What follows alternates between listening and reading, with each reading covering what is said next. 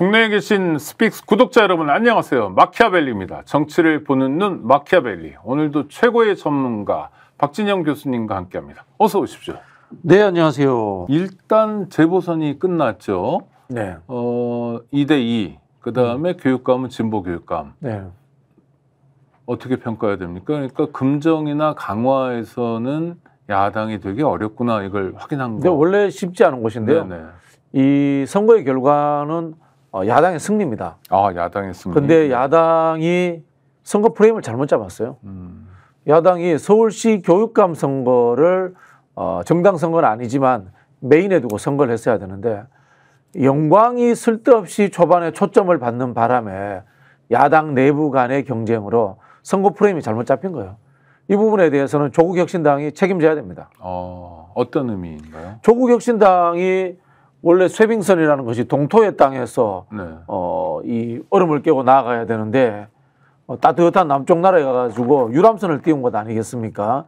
그러면서 민주당을 심판하겠다고 하니까 이 보수 언론들이라든가 극우적 언론들이 영광 보궐선거에 초점을 맞춰버린 거예요. 야권 내의 분열. 그러다 보니까 프레임이 서울시 교육감 선거가 전면에 나서지 못한 거 영광이 전면에 나서고 그나마 그 중간에 금정구에서 야권이 치고 올려오면서 부산 금정구가 또 이슈가 되고 했던 이런 거거든요. 그런 부분에서 이번에는 야권이 선거 프레임을 잘못 잡아가지고 대승했다라는 결과가 나왔음에도 그것을 여론을 통해서 즐기지 못하는 상황으로 만들어버렸어요.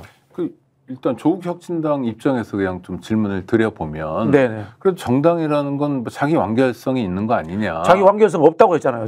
처음 출발할 때 그 정당에. 지금은. 네. 그리고 호남 유권자들에게도 뭐 다른 선택지를 드리는 거는 정치 발전에 도움이 되는 거 아니냐라고 설명하고 있잖아요. 다른 선택지입니까? 네. 저 솔직히 말씀드릴게요. 진보당이라든가 우리 국민들이 별로 좋아하지 않는 정의당조차도 다른 선택지입니다. 조국혁신당하고 민주당은 뭐가 달라요? 좀 뭐가 다른지 모르겠습니다. 신장식 의원 한 명 제가 다르다고 인정해 줄게요. 네. 나머지 분들 전부 다 민주당에서 활동하시던 분들이고 네. 민주당에 들어와도 전혀 다르지 않은 그런 분들인데 뭐가 다릅니까? 신장식 의원은 조금 다르다고 판단하신 게 왜 그렇죠? 신장식 의원은 정의당. 뿌리 자체가 뭐 진보정당 계열 운동을 네네. 하셨고 풀뿌리 민주주의라든가 이런 부분들에 굉장히 본인이 천착하시는 분이니까 제가 인정해 드릴 수 있어요. 그러니까 진보당이 만약에 자기 선거를 치른다면 그거는 박 교수님 입장에서 아주 의미 있게 받아들입니다. 네네. 분명히 진보 정당이고 민주당과 우리는 다르다는 것을 분명히 정체성, 철학과 노선 그리고 이 선거운동을 하는 행태로서 보여줬기 때문에 인정합니다. 네. 조국혁신당 뭐가 다른지 전 모르겠어요. 네. 그러니까 민주당과 조국혁신당과의 관계, 민주당과 정의당 또는 진보당과의 관계, 네. 또 각 정당의 정체성을 감안해 봤을 때 조국혁신당의 이번 행보는 좀 문제가 있다. 특히 조국 대표는 네. 뭐 월세를 살면서 굉장히 올인을 했는데요. 네, 뭐 두 가지 측면에서 좀 문제가 있었다고 보는데 이게 과연 그렇게 할 만한 선거인가라는 측면들.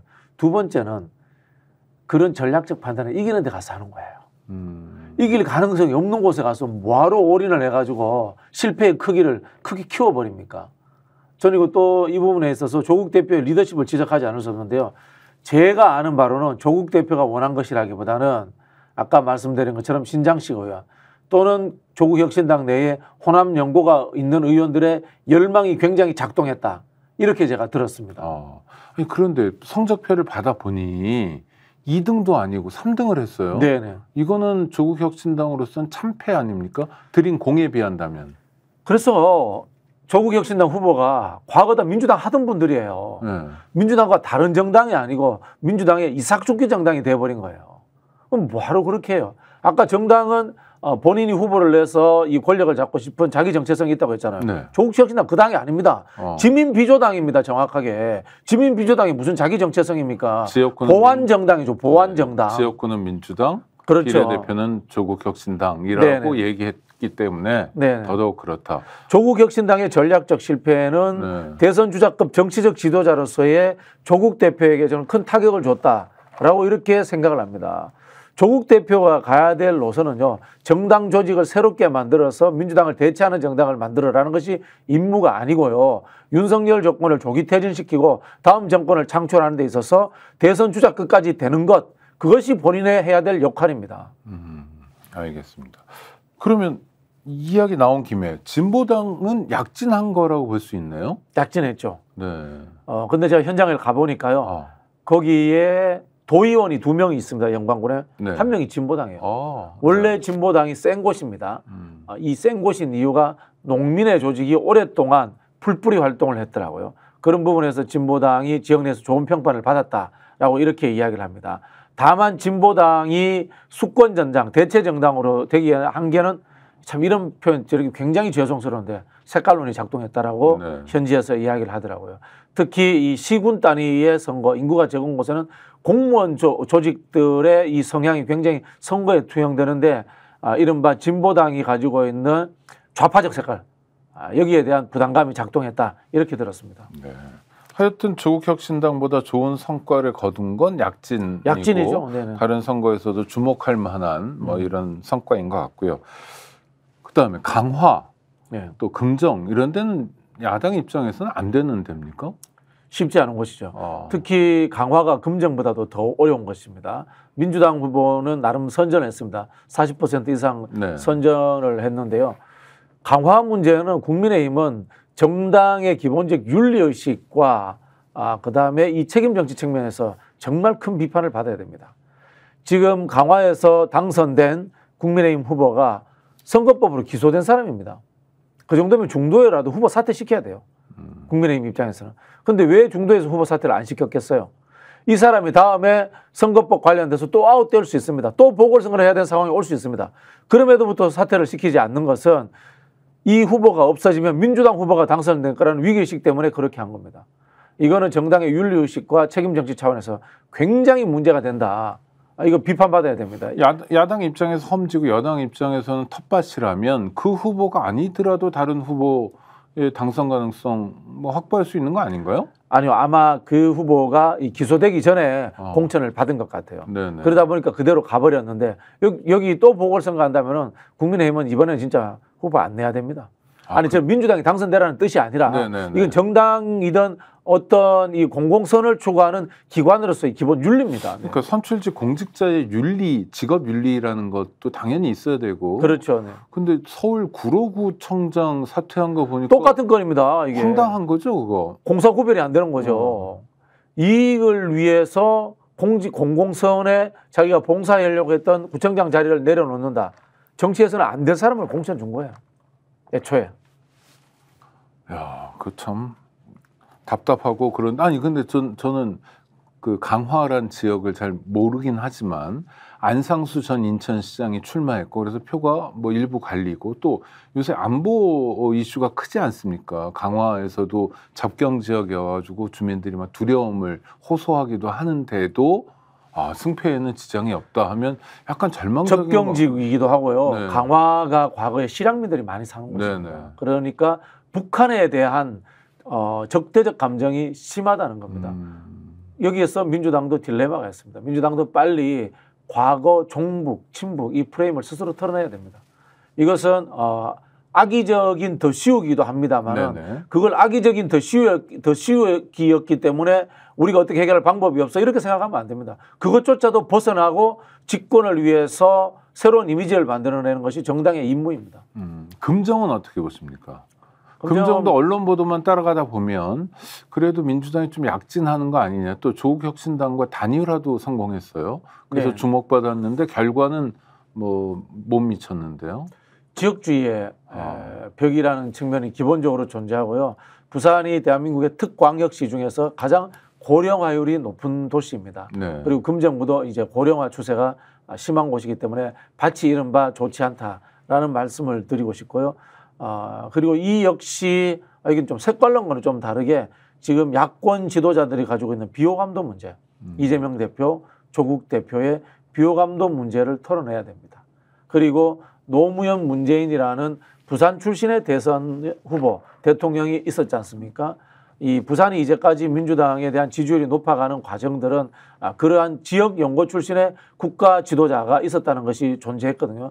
그래서 저는 이재명 대표든 또는 뭐 조국 대표든 간에 부산과의 연고의식 끈끈한 그 관계 설정 이 부분에 대해서 좀 중장기적인 고민을 해보셔야 된다 이 말씀 드리고 싶어요. 또 하나는 이런 것도 있어 보이네요. 지금 말씀하시다는 걸 들어보다 보니까, 그러니까 부산 출신의 또는 부산을 대표할 만한 야권 인사가 눈에 보이지 없습니다.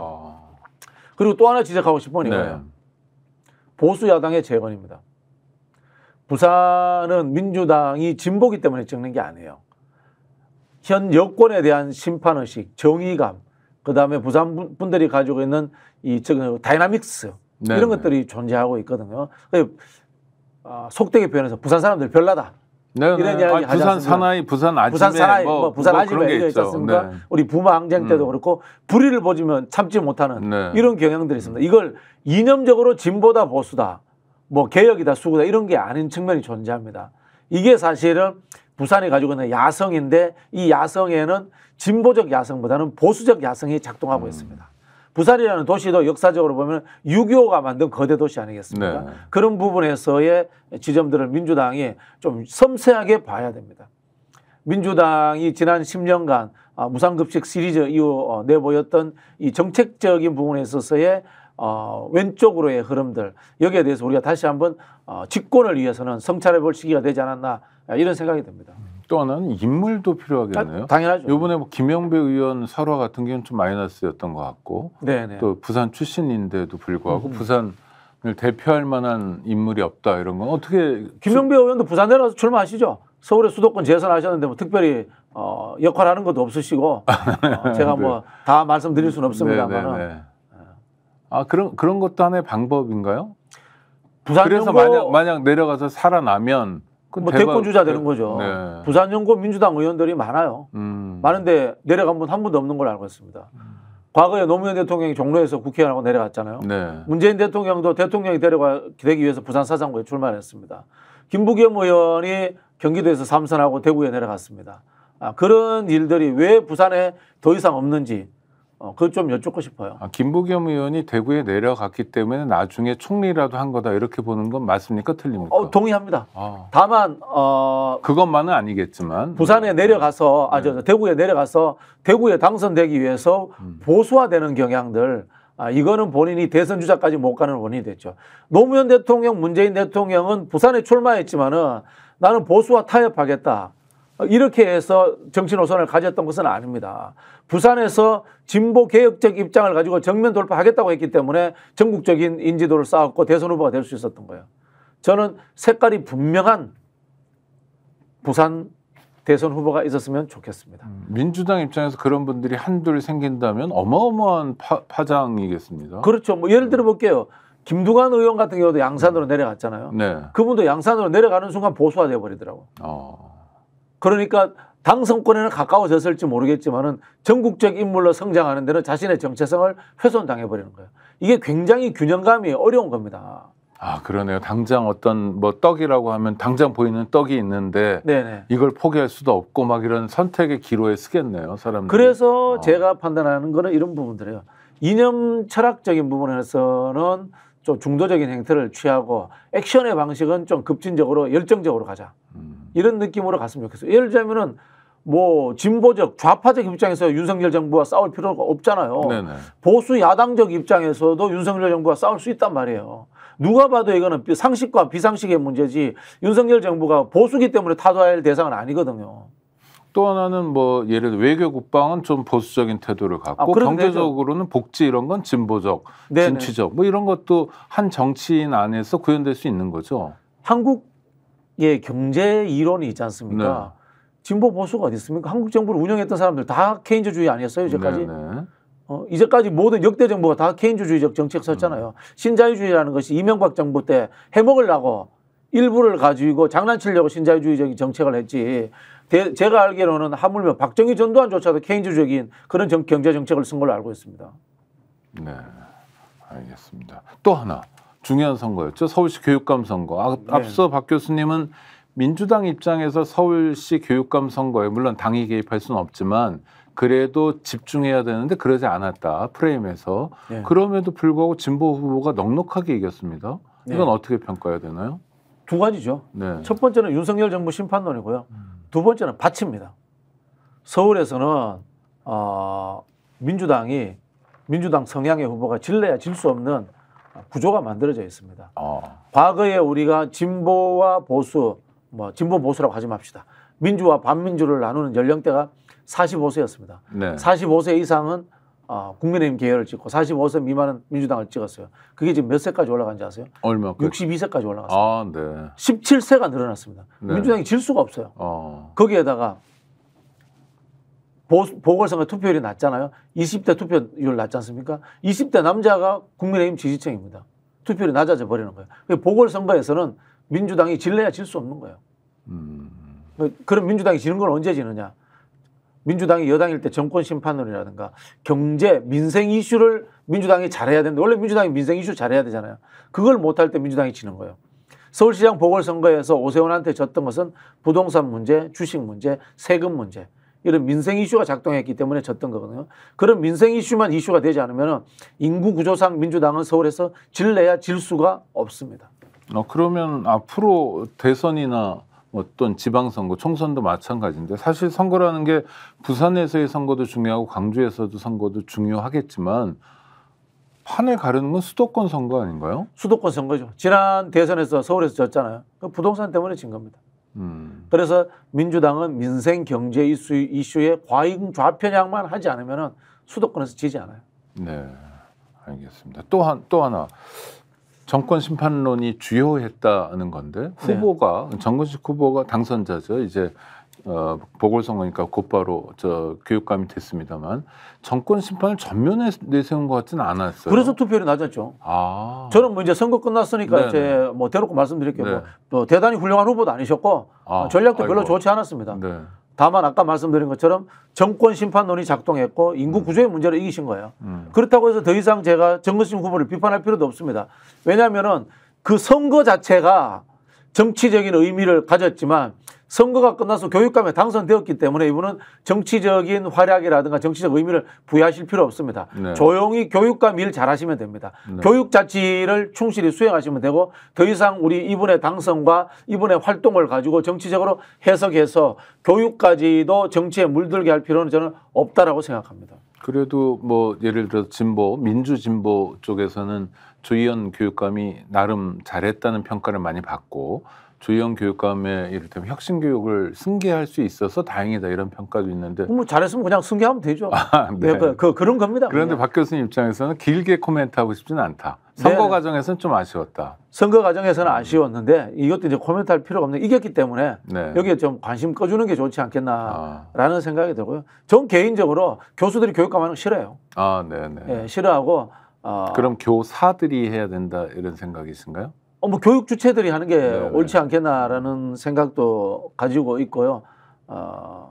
사실 이게 선출되는 순간 정치의 영역이고 행정의 영역입니다. 그렇죠. 예, 통합하고 남의 이야기를 잘 듣고 하는 이런 부분들이 중요하고 저는 진보 교육감들이 했던 것이 다 잘했다고만 생각하지 않습니다. 이를 푸는 방식의 문제에 있어서의 혁신학교라든가 교육 인권조례 이런 것들은 의미 있다고 보는데 수월성 교육을 푸는 방식에 있어서 갑자기 튀어나오는 이 자사고를 폐지하겠다라든가 특목고를 폐지하겠다 이런 논리들 저는 동의하지 않아요.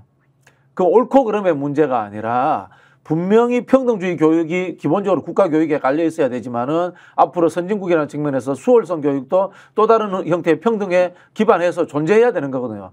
수월성 교육을 만든 사람이 DJ 정부입니다. 이해찬 총리가 교육부 장관 때 우리나라에 최초로 도입한 거예요. 다 이유가 있는 겁니다. 그런 부분들에서 이제까지 진보 교육감들이 했던 급진주의적 경향들에 대해서 저는 동의하지 않습니다.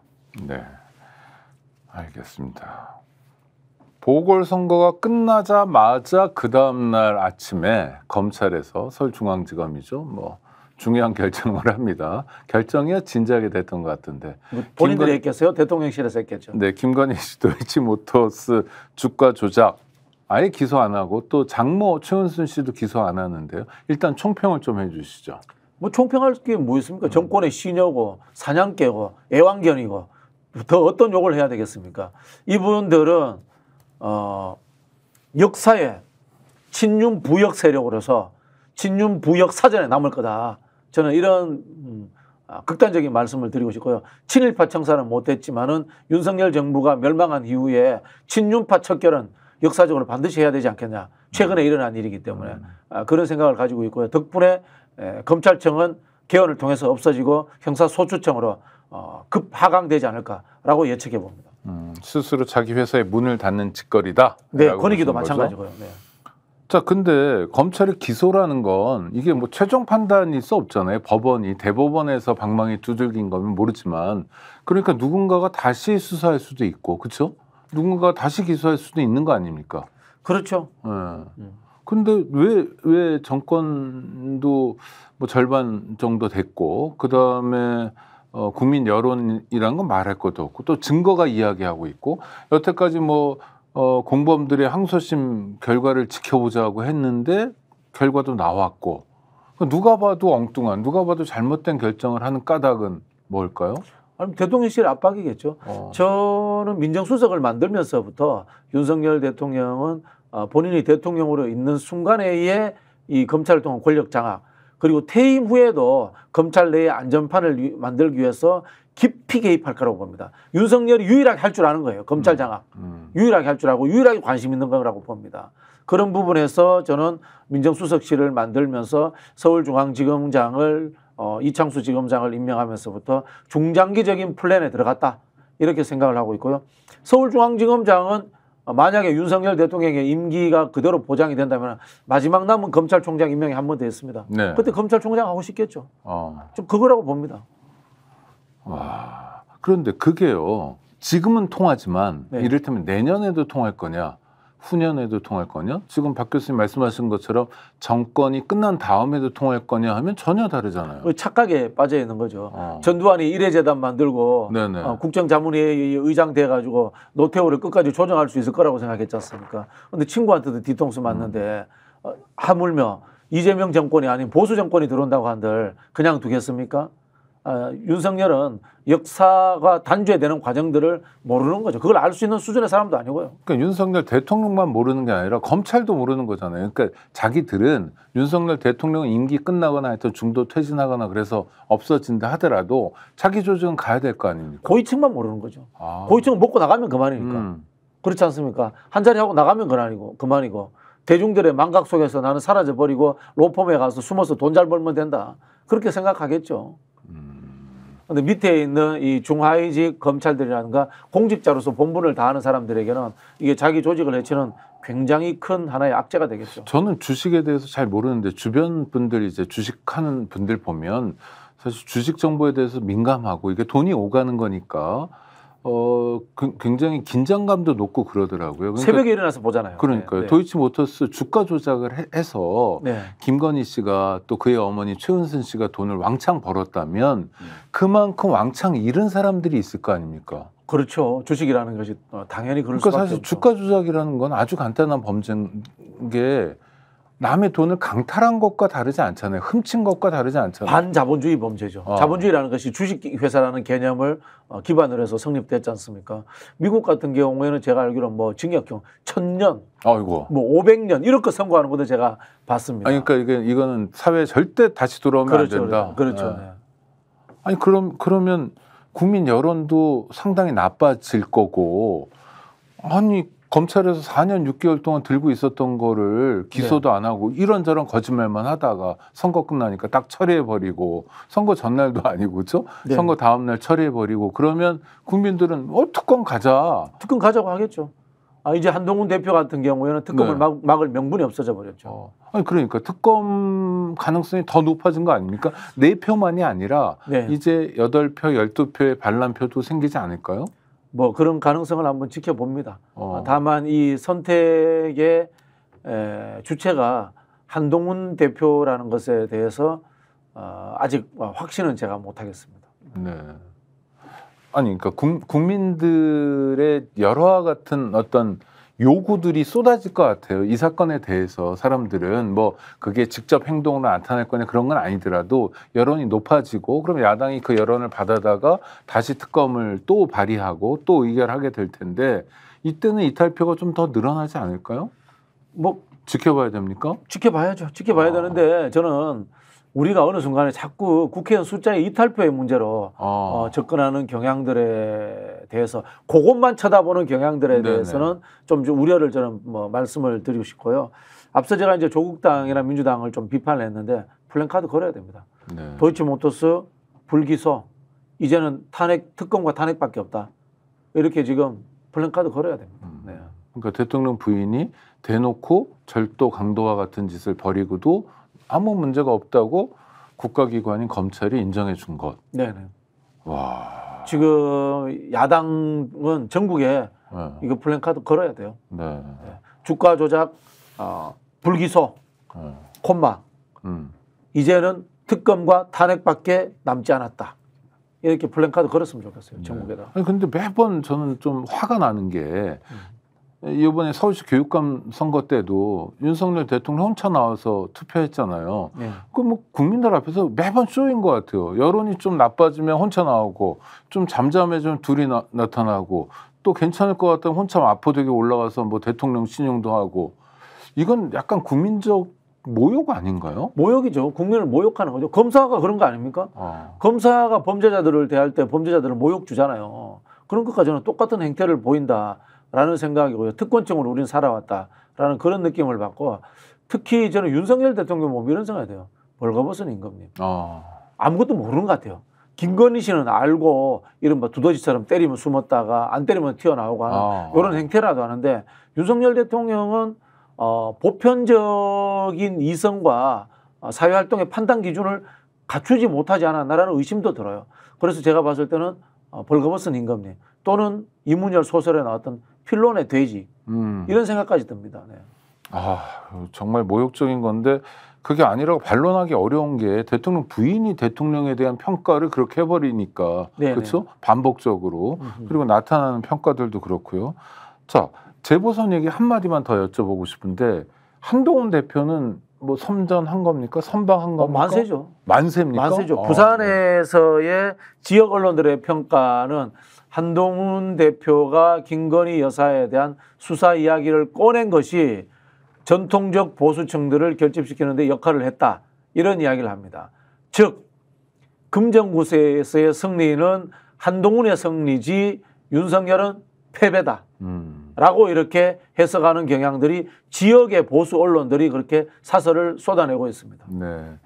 그건 자기들의 바람이기도 한 바람이기도 거네요. 한 거죠. 그리고 또 하나는 한동훈 대표는 금정에 뭐 한 번 갔다 두 번 갔다 또 6번 갔다 뭐 이런 게 그러니까 공치사일 거 아니에요. 그렇죠? 자기가 공을 들인다는 거고 그렇죠. 또 그 성과가 나왔으니까 그럼 앞으로 행보는 조금 어깨에 힘이 들어가는 겁니까? 지금 신났죠. 뭐 선거에서도 뭐 나름 선전을 했지요. 그리고 이제 김건희 이슈, 명태균 김건희 게이트가 터졌지 않습니까? 여기 자기 혼자 자유로워요. 모든 정치인이 자유롭지 못하잖아요. 홍준표, 오세훈, 김종인, 이준석 다 자유롭지 못한데 그러네요. 혼자 자유로워요. 자기는 선거 안 나갔으니까. 신났어요. 신났어요. 네. 뭐 근데 저는 이 신남을 정말 국민의 눈높이에서 정신 차리고 윤석열, 김건희를 향한 쪽으로 화살을 돌리는데 썼으면 좋겠어요. 어떻게 전망하십니까? 이미 마음은 윤석열, 김건희와 갈라졌다고 봅니다. 네. 갈라졌다고 보고 때를 기다리고 있다라고 생각을 하는데 근데 이분이 워낙 얄팍하고 또 쫄보이다 보니까 앞에 가서는 말을 못할 것이다 이런 생각이 들고 그래서 언론 보고 정치하는 얄팍한 정치인들 말고 두꺼운 영남 중진들을 제가 소개해드리고 싶어요. 예를 들면 원해지만 서병수 전 부산시장 네네. 이런 분들 김태호 양산 국회의원 네네. 이런 분들과 어깨 걸면서 제대로 보수가 되시라 이 말씀 드리고 싶어요. 그러면 어떤 변화가 있을 수 있나요? 그러니까 원칙을 짚는다? 아니죠. 시민을 보고 간다? 보수 재건을 할 수 있죠. 재편. 네. 보수 재편은 뭡니까?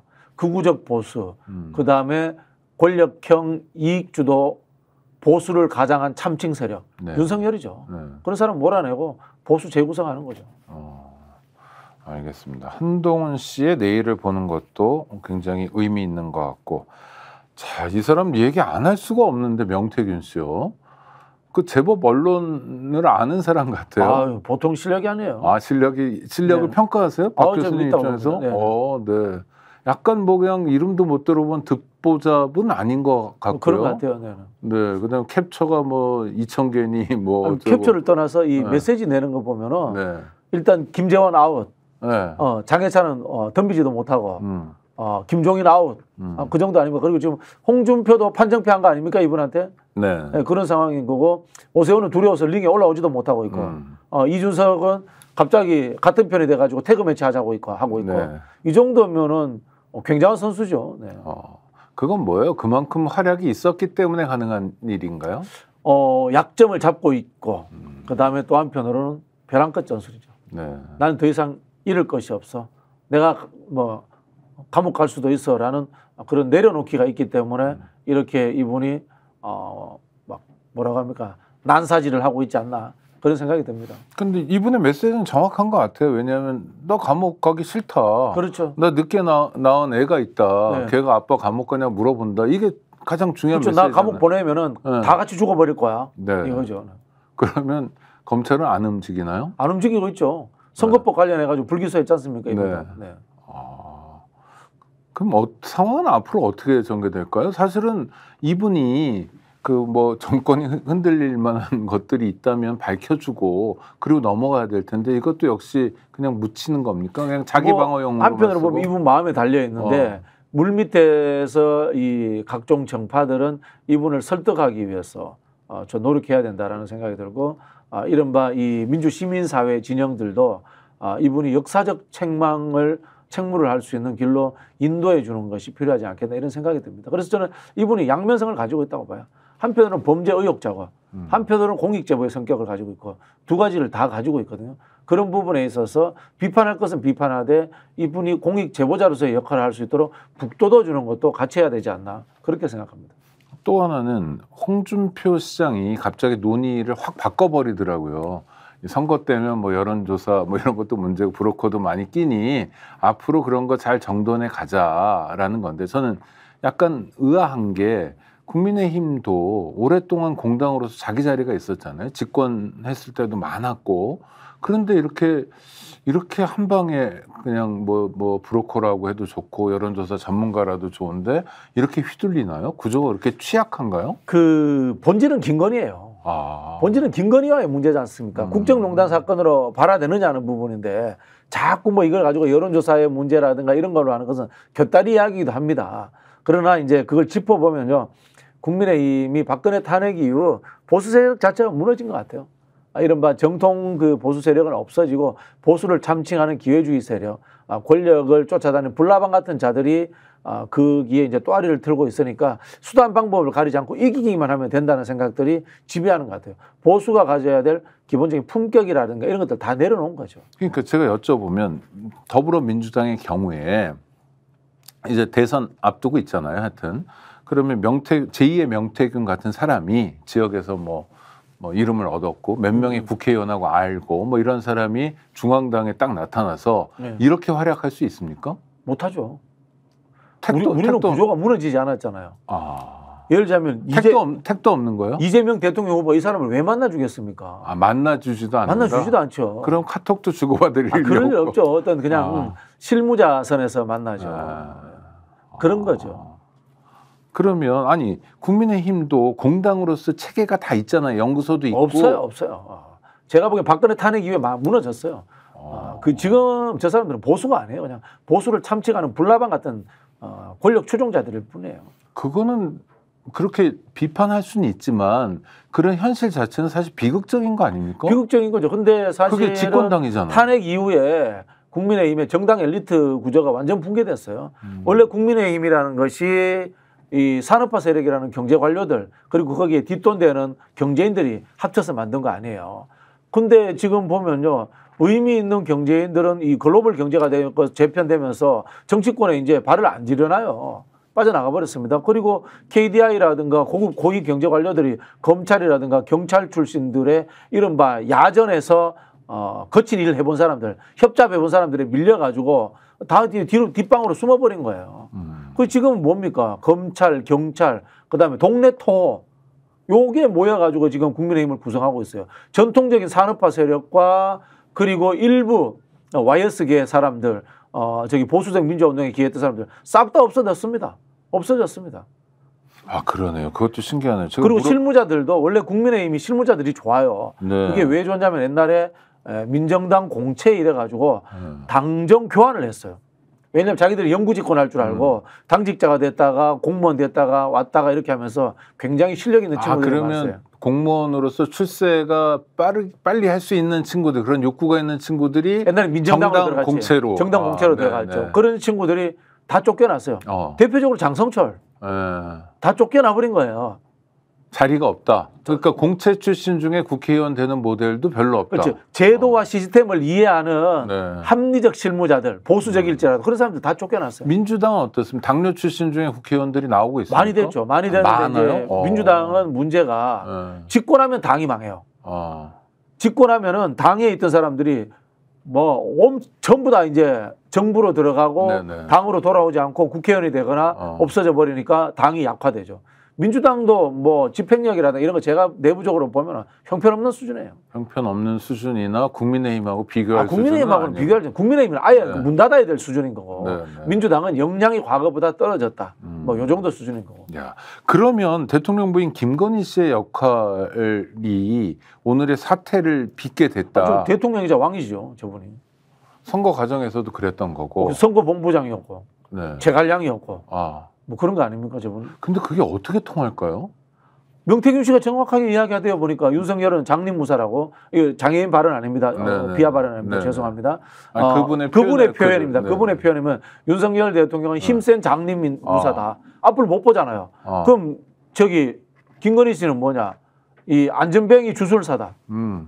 눈을 감고 앞을 보지 못하는데 칼을 막 휘두르잖아요. 네. 그럼 김건희 씨가 등 뒤에 타고 자 왼쪽으로 휘둘러 오른쪽으로 휘둘러 가르치는 거지 않습니까? 그럼 이게 누구의 정부입니까? 김건희 정부인 거죠. 선거도 김건희가 했고 여기까지 출세시키는 것도 김건희가 출세시켰고 그러니까 김건희 대통령이고 그분이 마음대로 하는 거죠. 그래서 윤석열 대통령이 그런 얘기를 한 겁니까? 내 아내에 대해서 내가 뭐라고 말할 수 있는 처지가 못 된다. 네. 정직한 표현이네요. 그렇죠. 네. 아니 그럼 국민들 입장에서는 네. 뭐 안 찍은 국민도 많지만 윤석열 후보에게 투표를 한 국민들 입장에서는 뭡니까 그 사람들은? 저는 지금 언론에서 김건희가 대통령 노릇한다라는 단어 나오는 것 자체가 탄핵 상황이라고 봐요. 그 정치권이 놀고 있다고 봐요. 무슨 뭐 스모킹건을 찾아요. 스모킹건을 찾는 것은 법정에 가서 찾아야지. 정치인들은 정치적 논리를 가지고 탄핵을 해야죠.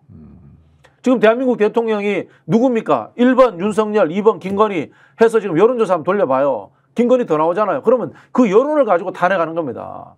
정치는 그런 거예요. 아니 근데 탄핵에 대해서는 늘 이야기 나오는 게 탄핵 결정을 국회에서 하면 좋은데 국회에서는 소추만 할 뿐이고 심판은 헌법재판소에서 한다. 탄핵의 정당성을 심판하는 것이 탄핵을 결정하는 것은 아닙니다. 네. 우리가 오해하고 있어요. 그런 부분이 탄핵은 국회에서 하는 겁니다. 탄핵의 정당성에 대해 가지고 네. 최종 심사를 하는 거지 않습니까? 그렇죠. 헌재에서. 사실 이것 자체도 민주주의적 절차에 위반되지요. 네네. 국민의 대표인 국회가 했는데 헌재라는 하는 곳은 법률적 심판을 해야 되는데 국가의 최고 권력이 민주주의 제도 자체를 결정하게 만들어 놓은 제도 자체도 뭐죠? 황당무계한 제도이기도 합니다. 그러나 아니, 어쨌든 간에 물론 현재 있는 제도니까. 국회는 네. 정치적인 판단에 의해 가지고 탄핵을 해야 됩니다. 대통령직을 수행할 수 없는 상태라고 판단하면 저는 탄핵해야 된다고 보고 지금 이미 그런 임계점을 넘었다고 봅니다. 저는. 명태균 씨의 존재는 뭐 다 알려지진 않았지만 존재는 지금 정권이 김건희 정권이라는 걸 정확히 보여준다. 네네네. 해법은 탄핵이다. 해보면 탄핵밖에 없죠. 김건희 선출한 적이 없잖아요. 국민들이. 네. 선출되지 않은 사람이 대통령 노릇을 하고 왕 노릇을 하고 왕정국가도 아닌데 그럼 당연히 쫓아내야죠. 이건 민주주의의 기본 원리입니다. 탄핵 뭐죠 피로 또는 탄핵에 대해서 국민적인 염려가 있다 이런 의견은 염려 안 하는데요. 그래서 제가 말씀드리지 않습니까? 탄핵할 것인가 말 것인가 여론조사 붙여보라니까요. 대한민국 대통령이 김건희인지 윤석열인지 여론조사 한번 붙여보라니까요. 언론사들 여론조사 그거 좋아하잖아요. 한동훈 뻑하면 그 이야기 하지 않습니까? 국민 눈높이가 뭡니까? 여론조사하면 국민 눈높이가 나오는 겁니다. 윤석열 그렇게 했습니다. 국민이 불러내서 나왔다. 국민이 불렀는지 안 불렀는지 자기가 어떻게 알아요? 여론조사 해보니까 여론조사 잘 나오니까 자기 국민이 불렀다라고 그걸로 가지고 추론하는 거 아닙니까? 여론조사 해야죠. 두 가지. 탄핵할 것인가 말 것인가. 대통령은 김건희인가 윤석열인가. 지금 여론조사 해봐야 됩니다. 또 하나는 지금 김건희 명태균 라인이 이를테면 국민의힘 경선 과정에서 여론 조작을 했다거나 하면 이게 선거 자체가 무효 아닌가라는 의견도 있는데 이건 어떻게 보십니까? 정치적 무효죠. 정치적 무효다. 대통령은 민형사상 소추가 되지 않기 때문에 이걸 가지고 재판할 수는 없습니다. 그러나 소추가 안 된다는 것은 수사는 해도 된다는 뜻이거든요. 그렇죠. 그렇죠. 네. 수사도 해야 되는 네. 거고, 그다음에 저는 그 과정에서 부정이 있었다라는 것이 국민적 공감대만 형성돼도 저는 정치적으로도 무효다. 이거는 하야 탄핵 운동을 할 수 있는 정치적인 모멘텀이 된다라고 생각합니다. 그럼 그 주체는 누가 뭐래도 민주당이 되는 겁니까? 아니면 야당 전체가 돼야 되는 야당 거고 전체가. 국민들이 나서야죠. 그럼 예전처럼 뭐 야당 전체와 시민사회 뭐 노동계 이래가지고 연석회의라도 한번 해야 되겠네요. 해야죠. 한 100명, 뭐 200명, 해야죠. 300명이라도 모여서 예? 네. 결론 날 때까지 밤새서라도 지금 야당이 주도해서 해야죠. 윤석열 정권 어떻게 할 건지에 대해서 논의를 하고 네. 그리고 그 자리가 이제 국민들의 열망이 쏟아지는 자리가 하여튼 뭔가 수습은 해야 되는 거잖아요. 지금요. 이렇게 갈 그렇죠. 수는 없는 거죠. 내일도 이렇게 당연히 가고. 저는 야당이 제야 시민단체들 그리고 각종 다양한 한국 사회 이익단체들을 모아가지고 대통령 문제를 어떻게 할 것인가에 대해서 나서야 된다고 보고요. 그다음에 또 하나 빠뜨리는 분이 있습니다. 국회의장 가만히 있으면 안 돼요. 국회의장님 뭐 하시는 거야? 당장 저 같으면은 역대 국회의장 그분이 뭐 보수 정당에서 했던 상대적으로 개혁적인 정당에서 모아가지고 한번 들어보겠어요. 한번 이거 진보 보수의 문제가 아니라 국회의장이면 국가의 어른이잖아요. 민주주의의 보루입니다. 이렇게 국가가 가도 되는 겁니까? 이렇게 한번 모여서 의견 한번 모아봤으면 좋겠어요. 성명서라도 한번 냈으면 좋겠어요. 왜? 결국 탄핵을 정치적으로 최종 결정하는 것은 국회거든. 행정부를 견제해야 되는 곳이기 때문에. 감시해야 되는 곳이기 때문에. 탄핵권이라는 것이 국회에 있지 않습니까? 그럼 저는 국회의장도 그 활동해야 된다고 봅니다. 이상하게 지금 꼬다는 보리차로처럼 먼 산만 바라보고 계시면 안 된다고 봅니다. 네. 또 하나는 많은 국민들이 걱정하는 것 중에 하나가 안보 위협이잖아요. 네, 네. 이렇게 말이 계속 거칠어지고 네. 그다음에 북한에서는 아주 정확한 메시지를 던지는데 남쪽의 메시지는 굉장히 뭐 과장됐달까 말이 앞선달까 뭐 이런 것들이 되게 많고요. 북한 정권을 종말시켜버리겠다든지. 제가 뭐 전문가가 아니니까 네네. 세세한 평가는 내릴 수 없습니다. 그러니까 일반적인 의미에서 이것도 해결하려면은 두 가지 아닙니까? 네. 윤석열 대통령을 끌어내리는 거. 아이고. 그리고 네. 결국은 한국이 뭐 전시작전권 문제뿐만이 아니라 외교 안보에 대한 대부분의 것들을 한미 동맹에 의존하고 있기 때문에 미국과의 입장 차이의 문제, 미국은 어떤 입장을 가지고 있는가 확인하는 것, 이 두 가지 아니겠습니까? 이것도 똑같이 저는 국회의장과 야당 대표의 역할이 필요하다고 봅니다. 물론 여당 대표인 한동훈 대표도 여기서 역할을 하셔야 됩니다. 미국 대사도 만나야 되고요. 기회가 된다면 미국도 가셔야 되고 그렇게 하시면서 미국이 갖고 있는 한국에 대한 억지력 이런 부분들이 작동하게끔 할 필요가 있다 이런 생각이 듭니다. 근데 상황은 지금 좀 더 나빠진 거잖아요. 그렇죠? 이를테면 한미일 동맹이 군사 동맹이 강조되고 있고 북한은 러시아와 밀착하고 있고 러시아에서는 구체적으로 북한에서 뭐 급변 사태가 터지면 군사 원조 하겠다는 그 거고. 부분은 다르다고 봅니다. 네.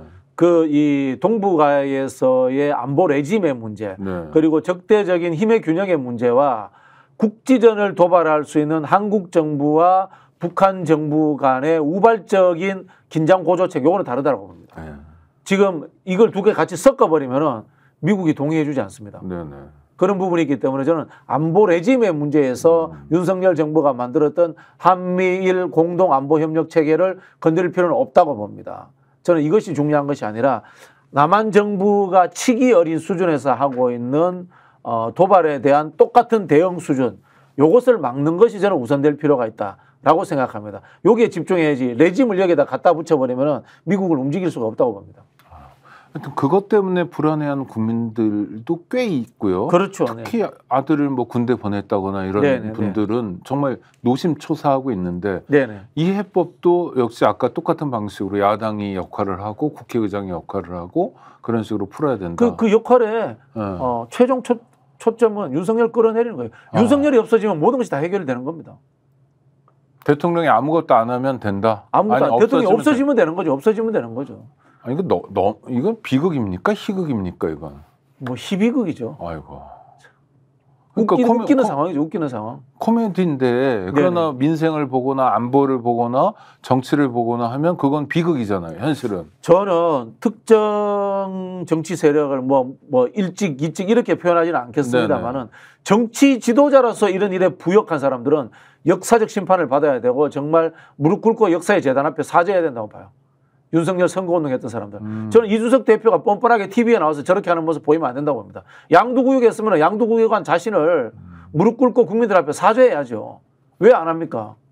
보수도 재편해야 되겠네요. 보수도 다시 재편해야죠. 태어나야 재편해야죠. 되겠네요. 네. 다시 태어나야 되겠네요. 야, 이게 하나의 재보선이지만 사실 우리에게 주는 숙제가 정확한 거고요. 하나의 검찰의 판단, 뭐 도이치모터스 주가 조작에 대한 불기소지만 이것이 우리에게 주는 숙제가 엄연한 거고, 그런 엄연한 숙제를 박진영 정치평론가, 우리 박진영 교수님과 함께 짚어봤습니다. 아, 하나가 풀리는 게 아니라 정말 아니 쉬워지고 있어요. 단순히 지금 갑자기 이름 생각나는데 네. 알렉산더 대왕이 매듭에 고리를 풀듯이 단칼에 대통령 권력을 교체시켜 버리면 다 끝납니다. 사실은 모든 하나하나의 표지가 윤석열 대통령 퇴진으로 모아지고 있는 거다. 네. 알겠습니다. 그 숙제를 어떻게 풀어야 될지도 또 우리 국민들의 숙제, 또 야당의 숙제로 남게 됐는데요. 박진영 교수님의 안내에 따라서 한번 잘 가보도록 하겠습니다. 함께해 주셔서 감사하고요. 구독자 여러분 감사합니다.